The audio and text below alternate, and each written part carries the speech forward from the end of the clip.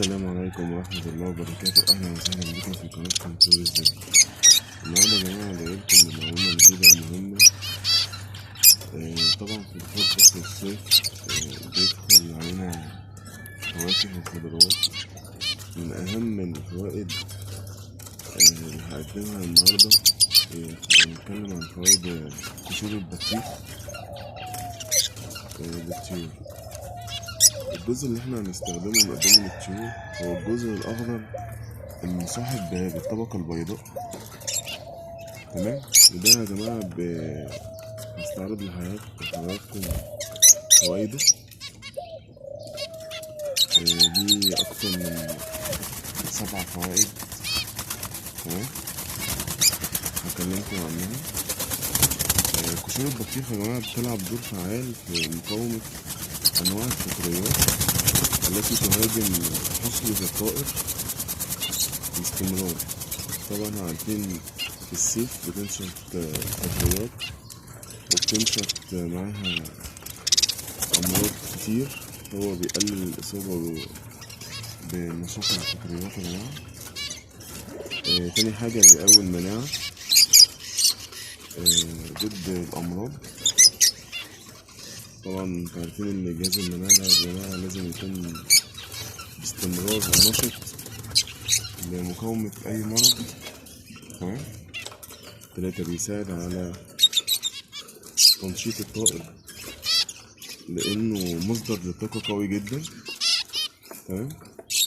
بيرطب الجسم وبيجعل جلد الطائر طري في أيام الحر الشديدة، تمام.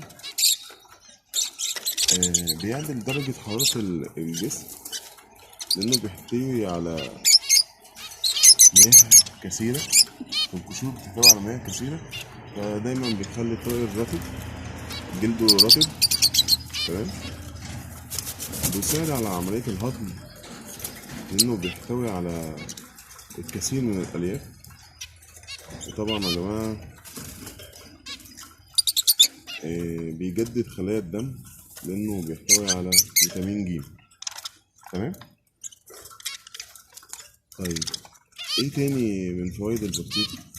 بيحتوي على أملاح معدنية وبروتينات قوية، ودي من أهم الفيتامينات اللي بيحتوي عليها قشور البطيخ. بيحتوي أيضا على البوتاسيوم والفوسفور والكبريت والكلور والمغنيسيوم، تمام. طريقة تحضيره ازاي بقى؟ هنقوم بقطع الجزء الأحمر، تمام، وتقديم الجزء الأبيض المصطحب بالأخضر، وبيتقدم مرتين في الأسبوع بس يا جماعة. لو حضرتك قدمته أكتر من مرتين في الأسبوع ممكن يخلي الطائر يجيله إسهال، فاحنا لأ، احنا هنقدمه مرتين ومش ورا بعض. يعني حضرتك لو قدمته مثلا في أول أسبوع يبقى المرة التانية في آخر الأسبوع، تمام يا جماعة. طيب شكله بيبقى عامل ازاي في تقطيعه؟ هينفع تقدمه حضرتك بشكل كبير؟ لأ، هنقدمه زي كده مثلا، زي ما موضح عندنا في الشاشة. قطع صغيرة، شرائح كده، شرائح صغيرة، تمام، زي كده يا جماعة،